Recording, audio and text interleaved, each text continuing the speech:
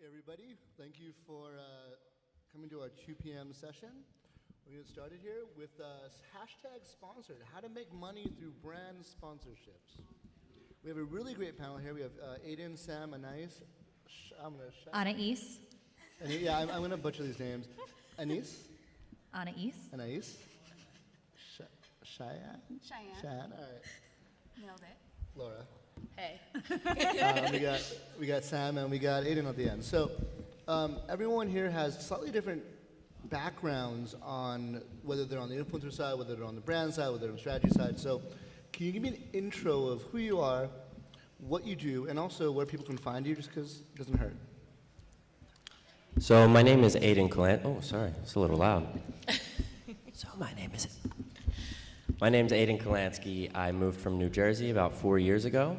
So I grew up always loving to entertain people and just have attention around myself, making people laugh, just trying to make people's days better.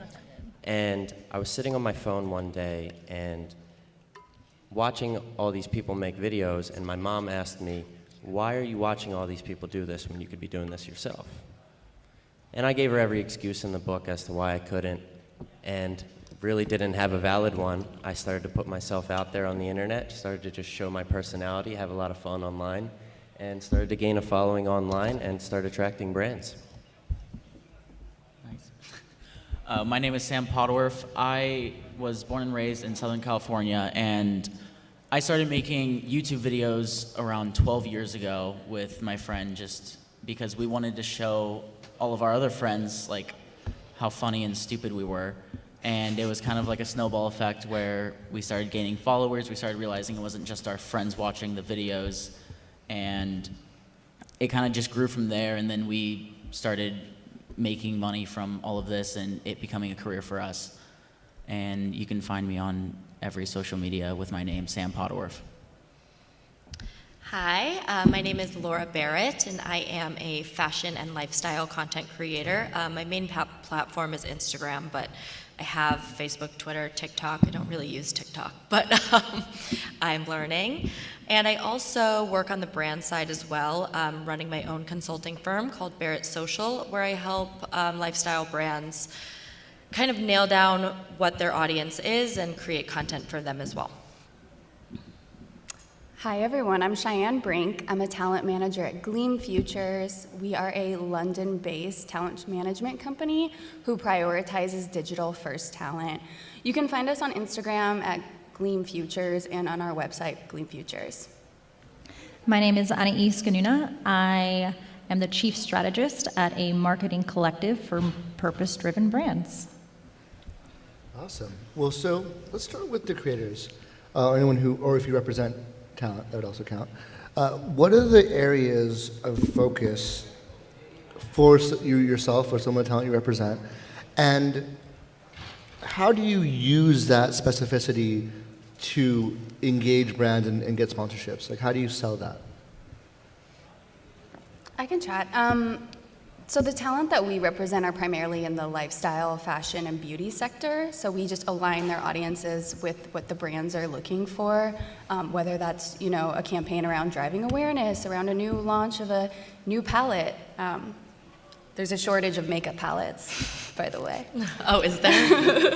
Not in my bathroom. Yes, it's about matching audiences together and matching the content styles as well. If someone's looking to sponsor more of a long-form YouTube video versus just a small Instagram photo or shout-out, we just basically match audiences with what the brands are going for. Mine was kind of a little different. So I originally moved to Los Angeles to become an actress, and my agent was like, "You need more followers. No one's going to call you in. You only have 2 followers." So I kind of just started posting outfit photos because I liked it and I enjoyed it, and I felt like that aligned with like how I wanted to be viewed as an actress, as like a teen actress. And then brands kind of started reaching out to me, but this was also like maybe 8 years ago when Instagram was more in its infancy and that was more common. Now I kind of just try to reach out to brands that I think fit my style. I like to call it like accessible luxury, where it's not so high end that my followers can't afford it, but it's not so low end where I'm promoting fast fashion, because I like to be more purposeful with my content.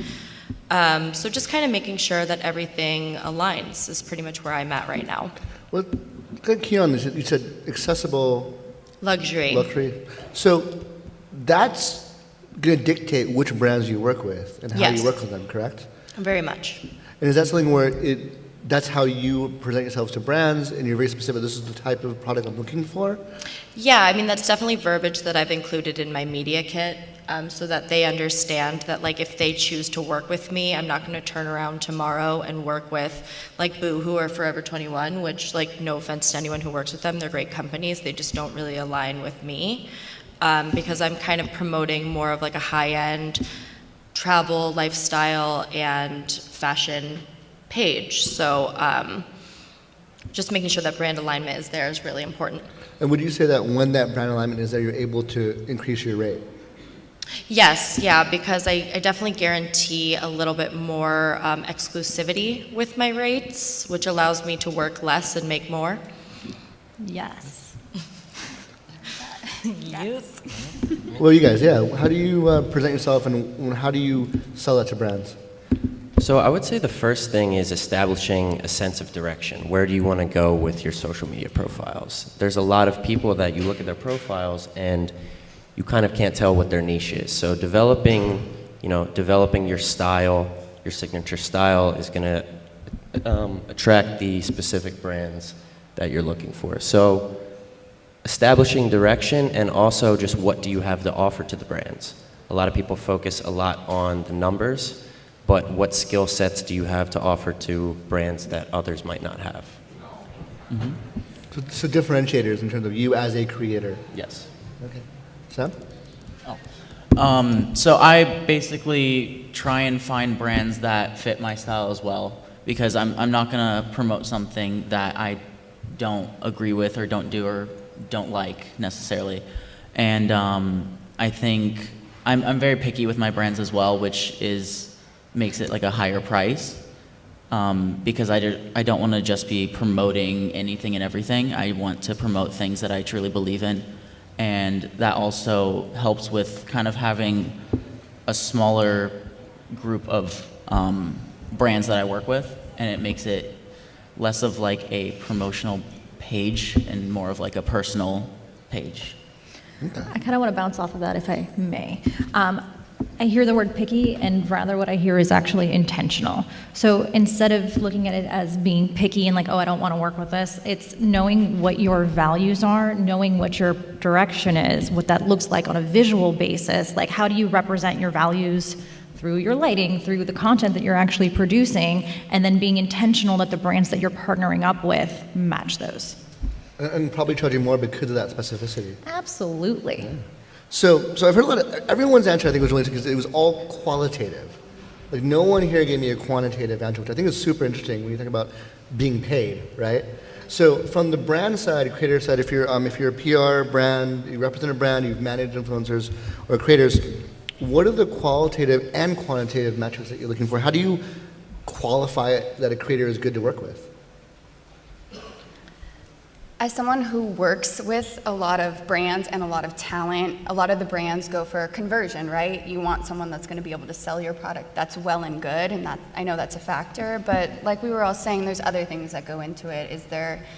What are they going to use the content for? You know, can you charge more for the usage? Can you charge more for the exclusivity? Like what Laura was saying. So I think there are people who run everything off of like a CPM model, and that's well and good for them. But as a talent manager, that's not well and good for me. we need the talent to be compensated like in a different manner, I guess. Well, it's almost like a modeling rate. Like if the talent is going to be in the photo, creative direct the photo, hire a photographer, or find a way to shoot it themselves with a tripod and then do the editing themselves, why aren't they being compensated for literally doing the work of like 6 people? For the hours of editing, I'm sure. Yeah. And also if you edit something fast, that doesn't necessarily mean you should be paid less because you've nailed down your process. As far as qualifying influencers for the brands that I represent, I have a lot of different factors, but the newest one that I've kind of been looking at in their back-end data is impressions over likes, because I think in the beginning of Instagram, likes used to be very passive. People just used to give them away. And then once people realized that everyone was making money, I feel like people kind of held back. And now likes are a little harder to get, but if your photo still gets 100,000 impressions, that's still valuable to me. So. The ratio is interesting, because most people will look at one or the other, but if you actually look at that differential, that's an interesting quantitative metric for sure. One trend that I've seen actually lately too is the pieces of content that have lower click-through rates will actually have higher conversions. Interesting. Fun fact. Something to think about. Well, I think I wonder what happens. So if you think about a campaign, right, you have a ratio of click-through rates. So like what is percentage over impressions, and that metric can tell you the audience that will deeply engage with that piece of content and activate the call to action. But in terms of customers and spending, there's still a drop off past that, right? So that could be one argument, that if the content is very, very specific, even as with the low click-through rate, there's a higher targeting of that customer. So I would wonder if the smaller influencer actually outperforms in that versus the larger influencer. I mean, I think it's just interesting because I also, when you're working in like the luxury space as I do, it's very hard to quantify conversions, because if somebody saw something on an influencer's page that was $700, they may not exactly like go click on that and be like, oh, I'm going to make this impulse buy that's $700. That's somebody's rent. Like, you're going to save, you're going to purchase it maybe 6 months later, and you're not going to put in the purchase like, oh, I saw this on so-and-so's Instagram feed. So in that space, it's very hard to quantify, which is why with my clients, I focus a lot more on brand awareness and liken it more to a billboard or a magazine ad, and kind of try and keep them in that headspace, because if you focus solely on conversions, you're going to drive yourself insane. 100% agree with that. I think there's, influencer marketing, and everyone kind of highlighted this, is that there's a slightly different value across the set. It's not just one type of value. It's the modeling side, it's the creative side, it's the production side, it's also the visibility, distribution, the brand awareness, and the conversion. So all of these things go into pricing. And one of those things, if I can add on to it as well, is being a creator. If you know that the sales cycle for the things that you're promoting is longer than just a one-off, that is a perk that you offer to the brand of, I don't just want to do a one-off campaign. I want to have a long-term partnership, because this is a higher value item, because I know the sales cycle is going to be a little bit longer, and this is going to require more touch points and therefore pay me more. Right. And so that brings me to my next question, which is, as a creator or a brand, do you purchase by post in packages of a couple stories and a post, or a couple of posts? How do you sell those deliverables, or how do you buy those deliverables? I kind of do like a per brand basis, depending on just like what they want, because I always want to see what they want first before I give them my input on it, and just kind of see where they stand in the beginning. So obviously if I'm going to do a single post, there's a set rate for it, but if I'm doing like a combination of like multiple posts on multiple social medias, the price won't be as much of a premium per post. So you give them a discount so to do a multi-post type scenario? Yeah, a little. And is that because your reason same content, or is it because you're doing, you're actually to be able to create more of a relationship with your audience? Like, what's the reasoning behind that? I mean, I don't really know. Do you have What was that? Yeah, so you're saying you're doing a multi-post, meaning you're saying there's just two ways this could happen, right? One would say, I will do a post, I'm primarily a YouTube influencer, I will do a video, but I will also cross-post that to my Instagram, my Facebook, and my Twitter, as an example. And that will be like a multi-cross post, we'll define it as that. I'll still find another category as a multiple post engagement on a single platform, where instead of me just doing an Instagram feed post about a new product that I like, I might do that, but before the feed post, I might do 2 story posts. And after the feed post, I might do another story post with a click-through link. and that will be a multi-post, single campaign, single platform.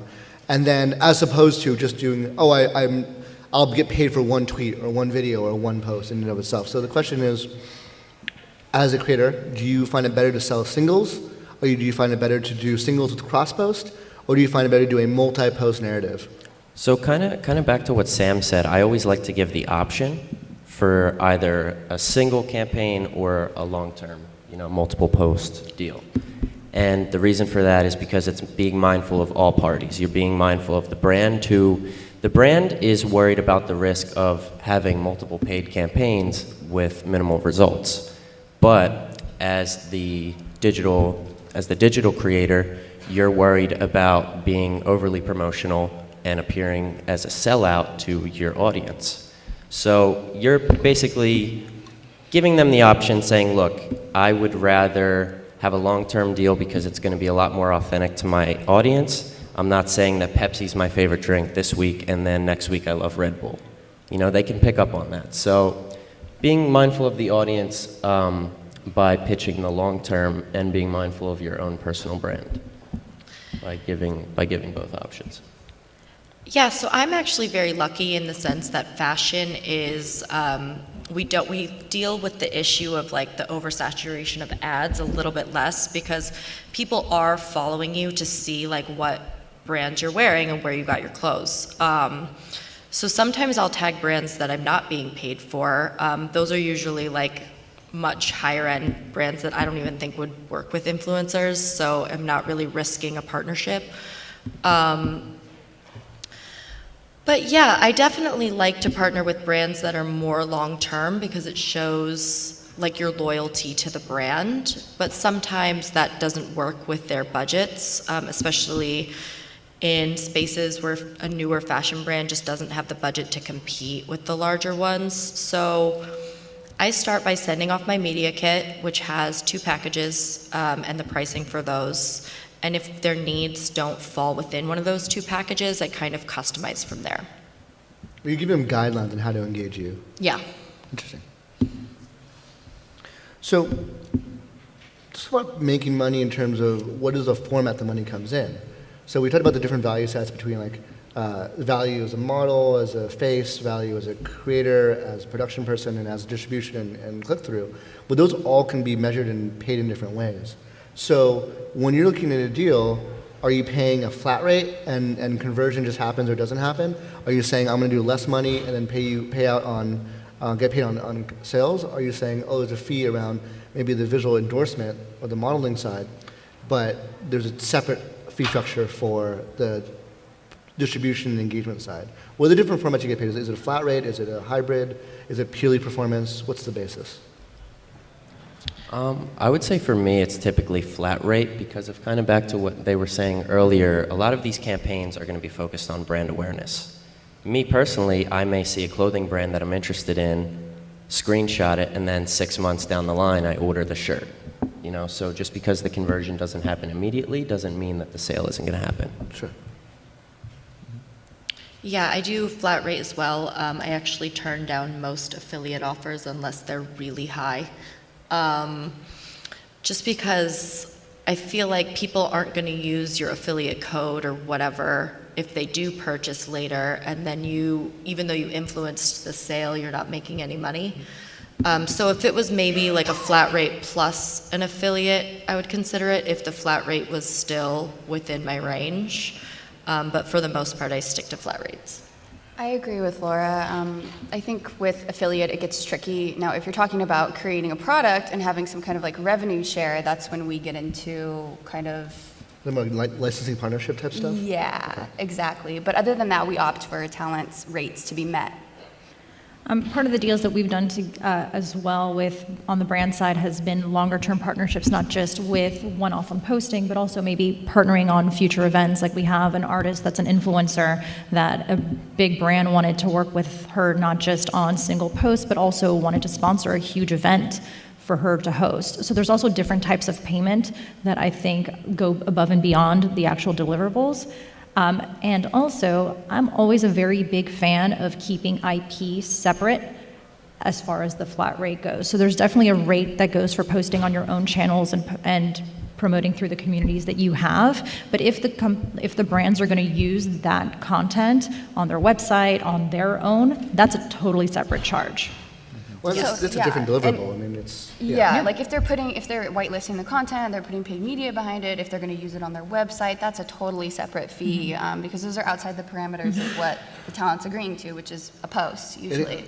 A lot of bands make that mistake. They assume, oh, it's someone posted, I can reuse it. And technically, anytime, No. you see it all the time on accounts, personal and professional, where on Instagram, be like, oh, a repost from so-and-so. And there's no actual repost functionality in Instagram.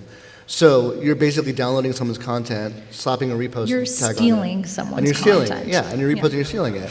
And so there's assumption that, like, like on our platform, one of our explicit deliverables is photo rights, content rights. And if it's not included, it's not included. And if you do include it, you charge more. So I think it's something that is a common mistake. I want to do, actually, that is my next question, which is common mistakes, do's and don'ts. But I want to ask the audience, are there any terminology, things that we've mentioned that maybe you're either not aware of, or you want to have any questions or deep dive into what those things are? We talked about different PPC, CPMs, different engagement metrics. Any questions there?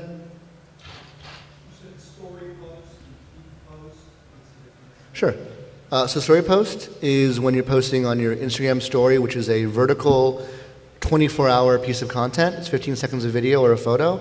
A feed post is something that goes in your profile, in your actual regular content feed, that stays up indefinitely. And that's usually a video or a photo, or a gallery, I guess, depending on platform. Any other terminology, structure questions?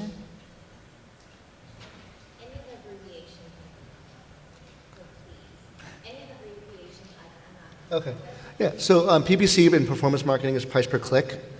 It's how many you get paid when someone clicks on that link. CPM is going to be cost per 1,000 views, the M being 1,000. And so that's when you see a banner ad, every time it runs, there's 1,000 views, they pay out a fee or charge a fee for that. I think engagement rate is looking at the likes or comments over the total follower count to get a percentage of engagement. And follow count straightforward. CTR, click-through rates, IP, intellectual property. Yeah, intellectual property. So rights to the photo or the content would be IP. If you're doing a licensing deal, that might be something where you do a collaboration with an influencer where you co-brand a product and there's a licensing fee for that co-branding. I think those are the ones we covered. I think. Sorry? Impressions are not the same thing as clicks. No. So impressions is how many times somebody has seen it versus clicks is someone who actually clicks on the content either to a specific link or whatever the CTA is. The Yeah, call and to I- action. Yeah, CTA call to action. I think a lot of people confuse that because you can't see someone's impressions unless the creator shares them with you. And that can be done either by engaging the paid partnership tool on Instagram, because that links your account to the creator's account, and then you can just see the data through your own profile. If the creator you're working with doesn't have that tool for whatever reason, you have to ask them to screenshot the back end of their data. And anyone who won't do that for you, that's a huge red flag. Yeah. So red flags, which is exactly my next question. What are red flags, either with you working with the influencer or creator, or with you as a creator working with a brand? So I would say red flags for me are unwillingness to negotiate, and I don't just mean in terms of pricing. When I mean unwillingness to negotiate, I'm looking for flexibility on the brand side and flexibility on my side. So if there's things that I'm not comfortable with promotionally, I would hope that they'd be open to listening to my concerns. And the same goes for them. If there are deliverables that they would like to add that they want to press on me, I'm going to be, if it's a brand that I'm passionate about, I will take some sacrifices in order to make them happy. So in the past, I've had some brands approach me, which were some pretty solid contracts, but some of the terms were not protecting me, they were not protecting my team, and it seemed to be a take it or leave it type thing. And for me, I want that personal relationship with the company that I'm working with. So if they don't seem concerned about my well-being, I'm concerned about theirs. So that's a red flag for me and a big turnoff with brands. I think a red flag for me is not wanting to write a contract up or anything. Not That's what I was doing gonna say. Yeah. But that's pretty. Contract. obvious. My red flag, my biggest one, is trying to over creative direct someone's content. I think if you're working with an influencer, it is because you've already decided that you like their content. So once you start nitpicking and making them lists of everything that you want to include, like I worked with a brand a few months ago that over nitpicked my editing because they didn't like the shade of yellow that was like in something, and I just about lost my mind. So don't do that. Trust their creative vision, and if you have some like valid edits, like how your product looks for whatever reason, like if a dress wasn't steamed or the logo isn't prominent enough, like those can be addressed, but don't overdo it. Yeah, I think we hit the nail on the head with the agreement, right? If the brand isn't presenting an agreement, that's fair, and they're not willing to listen to your points about the agreement, then run for the hills. Something that I think that happens a lot is kind of getting, I would say, screwed with payment terms, right? I mean, has anybody had trouble getting paid before? It's Net horrible. 90 is so great. Love that for us. Yeah, you can be, those payment terms should be included in the agreement. It is so important that you're protected and that you're not making 7 edits to the content that you created. The edits should be factual. You should be able to work with the brand. It's also in their best interest too, right? To have the agreement be clear and defined for both parties so that they know what they're getting and you know what you're providing as a creator. So, biggest red flag is if there's no agreement in place. Yeah, I think as a creator, knowing what you don't know is a huge thing. Like, there are so many people who our jobs are to protect you as a creator. So being open to not knowing and asking the right people the right question of like, hey, I have this agreement. Like, you have community around you. You've built your platform around community. There's people that are interested in you doing well in this world. So actually asking people that have been in this with you, asking people who have built separately, like I think there's a level of a vulnerability but to authenticity to that of just sharing the actual knowledge. And then on top of that as well, wait, I lost my train of thought. Ask people around you. Or ask your manager. Or ask your manager. That's what I'm saying. It's like there's so many different parts, and I think that like we're relying on influencers to have all this different knowledge, to know the letter of the law, to know how to negotiate contracts, to be an editor, to be a creator, to do all these things, rather than building a team around you so that you can shine out what you do best. And use tools. I think there's like a lot of tools, Tiny Sponsor being one of them. There's tools that will let you like track, like Social Blade will give you your stats, which you can provide to your potential brand partners. Vice versa, brand partners can use that to look up stats to get an idea of who's good or not. With Tiny Sponsor, we have our escrow system, so when you get an offer, we hold the money. You can get deposits. If you're doing a contract, especially if you're doing high production, you should always ask for a deposit. And late fees. Yeah. Yeah, and be specific. I think those are all big deals. Yeah. What about on the influencer side? Because these are all, I think, things that brands should know when working with influencers. But like, what about red flags of an influencer? Well, you mentioned not sharing metrics is one. Yeah. I think if an influencer is unwilling to share their metrics, it's like there's a red flag there because, I mean, me personally, like, that's kind of why I've started looking at impressions more from the brand side, because I have a photo recently that has 400 likes and 125,000 impressions. I have other photos with over 1,000 likes that only have 8,000 impressions. Which one is more valuable? And I think that's the question that you have to ask. So if somebody's like ashamed of that, which I'm not, it's just kind of how that photo resonated with the people that saw it on the internet. If someone's unwilling to share that, it's an issue. Yeah.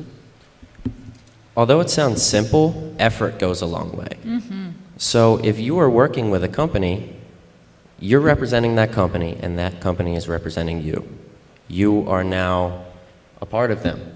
And so from an influencer standpoint, if I see a company put out campaigns that I do not feel are quality and reflective of what their brand should represent, then that's kind of back to the red flags. That's a red flag for me as well. So if an influencer doesn't seem to put in efforts in their campaign, then why are you gonna spend money on them?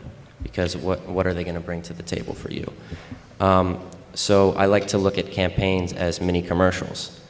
When I see an influencer that clearly puts the time, the planning, the production into a campaign, that's someone that I think brands want to work with. And the other thing is commercials are going to cost sometimes hundreds of thousands of dollars to reach maybe a couple million people, when digital marketing, influencer marketing, you can spend a fraction of that, reach the same amount of people. But although they're spending a fraction of that, you still have the ability as an influencer to deliver that production value. So, lack of effort. And to Red what flag. you're saying right now, I think the bigger benefit to digital marketing over standard marketing is that you can actually choose who you are marketing to. It's not like putting a commercial on a cable network and just being like whoever sees it sees it.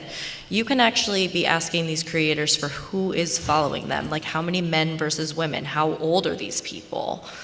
And then you can actually nail down your target demographic, which is super important.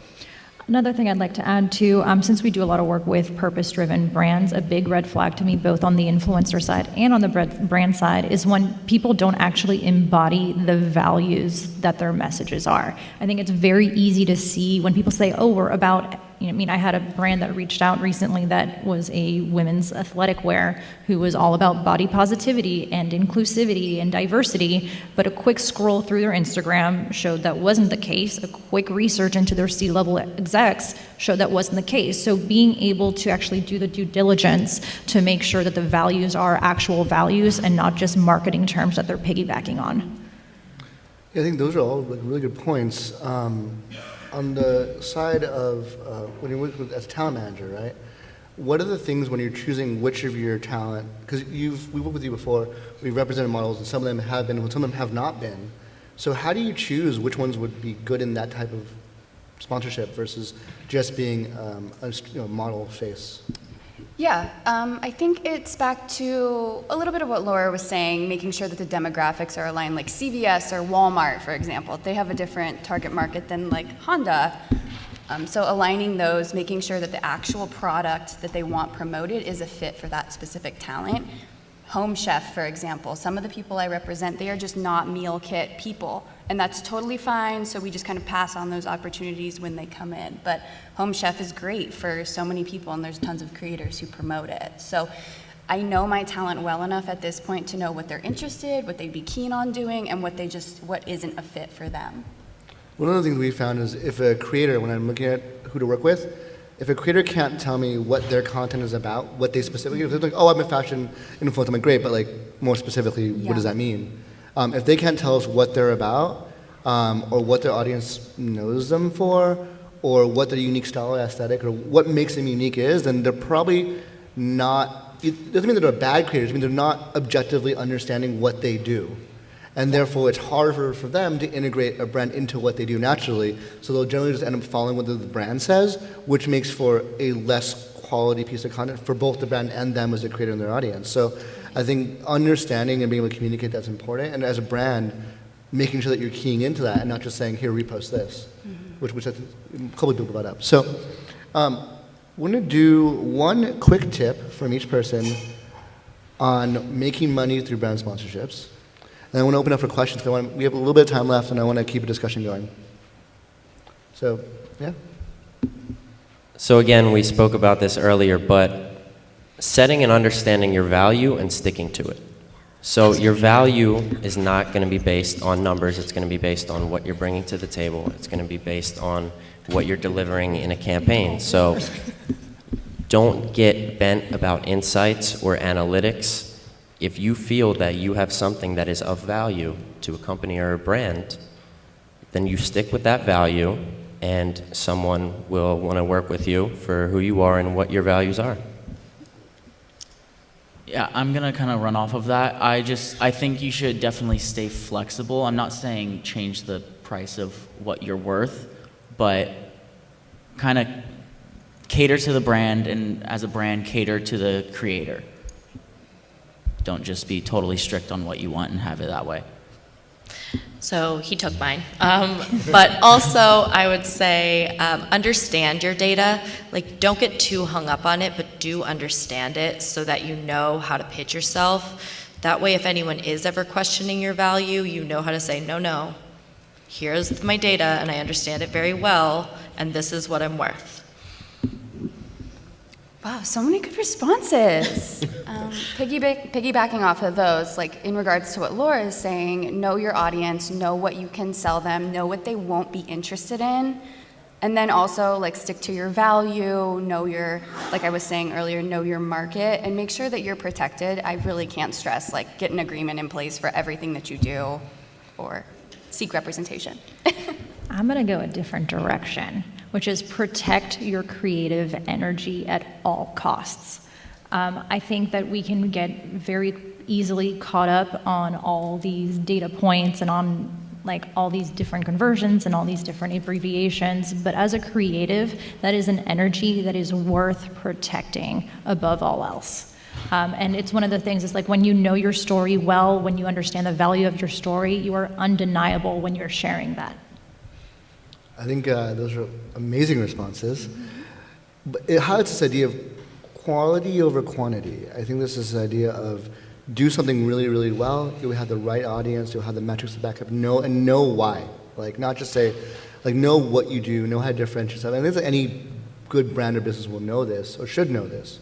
I think the same applies to creators because creators are building their own business too. So yeah, thank you for the panel. I want to open up to questions. Anyone in the audience, raise your hand.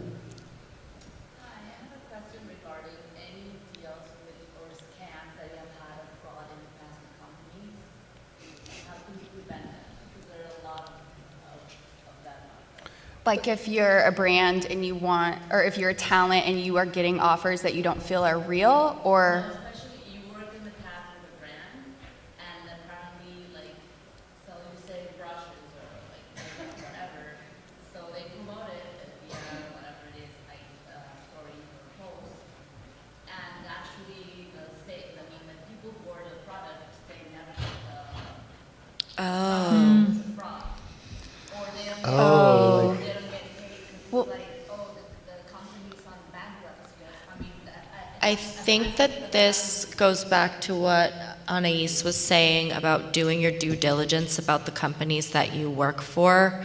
If they don't have like a prominent, like if you can't find who the CEO of this company is on the internet, that's weird. And just kind of actually looking into who these companies are before just seeing dollar signs and being like, okay. And then I had a red flag that escaped me earlier. If the brand doesn't let you try the product, but they want you to promote it, that's not Yeah. real. That's unfortunate, but it does happen. And I see that a lot where, I don't see it a lot, but I've seen it more lately where brands will reach out and I'm like, great, so-and-so would like to try this product. And they're like, oh, we can't send it until they sign the agreement.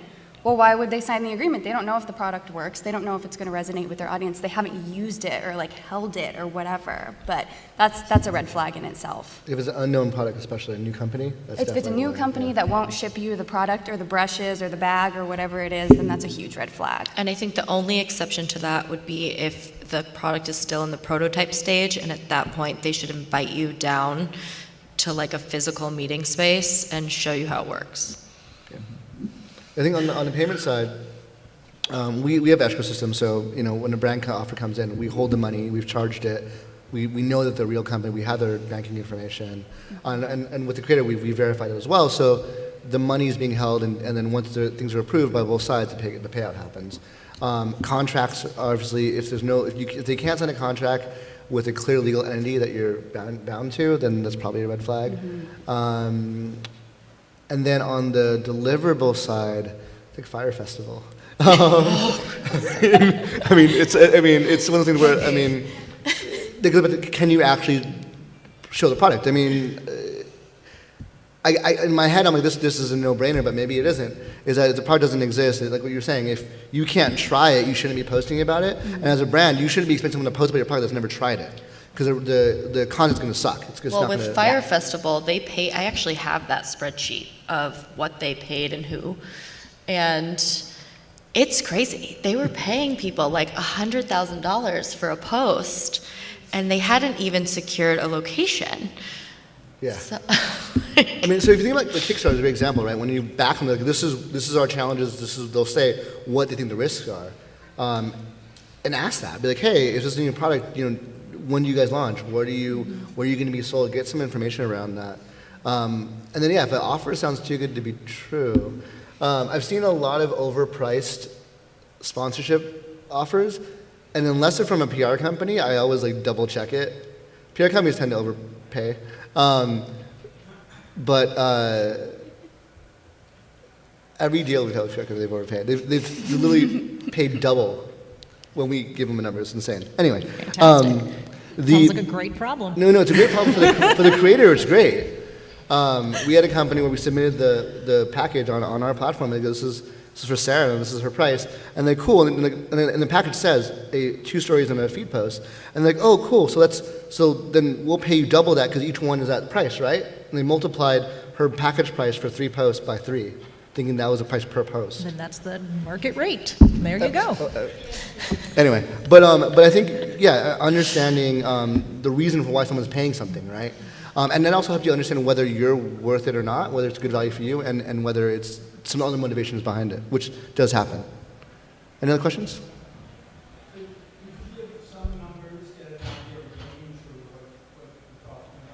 Oh, that varies greatly by influencer. It varies by what the deliverables are. It varies by the length of time. It varies by exclusivity. That is platforms. Yeah. Yeah, I mean, I can. are we talking about costs? Like rates? pricing? Like rates based on platforms. Well, actually, Tiny Sponsor has this amazing calculator. We do. It's tinysponsor.com/calculator. But to give you some broad ranges, I think we've done the research on this, right? Earlier we talked about different kinds of value, right? So when you think about pricing a package, there's the value of your hours as a creative, the hours as an editor, as a videographer, as a model. There's a really clear industry rate for that you can calculate, right? Then there's going to be the value distribution. That depends on the platform. So like, for example, 1,000 followers, average view, a decent engagement on Twitter is going to be, call it $1 to $4, unless it's a really high profile person. Whereas on Instagram, that metric will be somewhere between $3 to up to $10, depending on specialization. On TikTok, it'll also be on the lower end too. So, and that's a result of the type of engagement you're getting. So in terms of like something like Twitter, it's a very momentary, brief, text, generally speaking. And so the value that's lower than someone posting a video or viewing or watching, 30 seconds of a video has more value like on YouTube than say on Twitter. So there's different ranges, but you can back that to a media value. And a media value is calculated as what is the cost per 1,000 views or cost per click on that platform on a paid side. So if you're looking at Instagram, if I need to run Instagram to get from 20,000 people in a specific vertical, what is that number? And that number can give you a media value. And then you also have other values like licensing, rights to content, stuff like that. Yeah, and I think, I can just kind of say my range because I don't really mind. My lowest post would be like $250, and that's like a minimal effort post, just mentioning your brand, and then they kind of go up to like 2,000. And that also depends, like I had a liquor company that was like, we want at least 5 people in this photo. And I'm like, okay, well, I have to pay those 5 people. I'm not just gonna get like 5 cute friends and buy them a drink and then like somehow magically get this professionally shot content. It doesn't work like that. I have to get a photographer. I have to get a bar that's gonna let us do this. So that goes to like the higher end because it's a lot more effort. Whereas like if it's something I can shoot with a ring light in my house and a white backdrop, like fine, $250. I mean, the integration of content matters. Yeah. Is it a shout out or is it actually a custom made video? Right. Of course, yeah. I mean, I can give an extra, concrete example. I had an influencer that I was working with that was niche in sustainability. We had a very well-known luggage company that reached out for 3 posts, 1 very short, under 300-word blog. It was between $8,000 to $10,000, and then they came back again to use 1 image on the homepage for 30 days, and the U.S. market was an additional $12,000. How big was the talent for that? $30K on Instagram. That's a really good deal. I know, thank you. Those are the deals between Want to be my manager? So I have a ballpark number I feel comfortable throwing out for Instagram. For a still photo, we're typically looking at somewhere around $1,000 per every 100,000 followers. again, ballpark number, don't like go home and change your rates So based on that. $10 per thousand. basically, Exactly, Which yeah, we- so similar to what you said, I think. we see that on the high end. Like we've seen, if there's a really good contextual match, if it's a high quality creator and their engagement is typically above 3.5%. Yes. Then that's $10 per thousand for sure. And then if the engagement is like 1%, it might drop to like $3 per thousand. Yeah, and I think we didn't talk about engagement rates enough. Like, that is something that you can really, really, like, bump your rates up if your engagement rate is high. Yeah, I mean, engagement is a factor because the follow count isn't really indicative of actual audience. Yeah. Courtney? So my question actually kind of combines engagement rates, so convenient. I work in a sort of non-endemic to traditional social media sponsorship industry. I work in video games, with independent developers. They don't really consider things like Instagram a thing, they're more into Reddit and Discord. How would I find, besides the tinysponsor.com/calculator situation? Like, it's unique content, so Yeah. engagement's high, engagement's king. Like, if King Kylie does something on your thing, it doesn't necessarily transfer into sales. So what advice can I give my constituents on like where to put their very snack-sized budgets in non-endemic spaces? That might be a little. So you're talking about non-W defining it as like not specifically gaming, so not Discord, not, would Twitch fall into that? So endemic would be like, so say my game is like Super Mario, and then you open, you're playing Zelda on your phone, and you know, that stupid ad pops up that's like Super Mario, and you're like, oh, that's totally endemic Yeah. game. So if I want something a little more non-endemic, like someone's watching a YouTube video about Star Wars or whatever, it's like, ah, yes, game, Star Wars, this is pseudo non-endemic, or you know what I mean? Like, Yeah, so how do you pull related audiences that have similar overlapping interests back to the game based on the type of game? So like that could be something, yeah. Testing. I know. And micro influencers. It doesn't have to be. It doesn't have to Yeah, be it doesn't super have to be. expensive. You can definitely work with micro influencers. And again, like the more micro you get, the more open they might be to non-traditional payment things. Like some people just want to attend events and feel special, and that's cool. I think audience testing through micro influencers, audience test through paid ads, through paid media. It's a very easy way to get demographics. And part of the testing is you have to know that you're buying the data, not necessarily the conversion. Yeah, we've seen the campaigns where you have 20 or 30 micro influencers in different overlapping areas based on the overlapping genre or lifestyle of the product, but it's not about that specific product. And actually, those perform the best because you're actually engaging people on their lifestyle that's relevant with a good audience overlap. That's where you really want to look at the creator to tell you what makes them unique, what their content's about, and who that audience is. And I think like Aiden, your content is a very specific style. Certain people are gonna that follow your content will also be into certain things, and you can look at that as a reason, as a way to target. You can also do keyword research through like Google and everything else and see what your competitors are actually bidding towards, because that might be a very easy and expensive way to do it too. Yeah, but I think in the platforms for gaming specifically, you want to make sure there's a conversion flow. So, like, I mean, we've done game challenges on TikTok that work really well. Where you challenge them, hey, yo, show me, this is my high score, what's your high score, and then they download it. So that can be really good. But again, it's the lifestyle that you got to key into the qualitative stuff. I think that's what matters. We got to wrap up before KW kicks me off stage. So thank you. We'll be in the back for questions while we set up for the next panel. So definitely come talk to us individually. Thank you.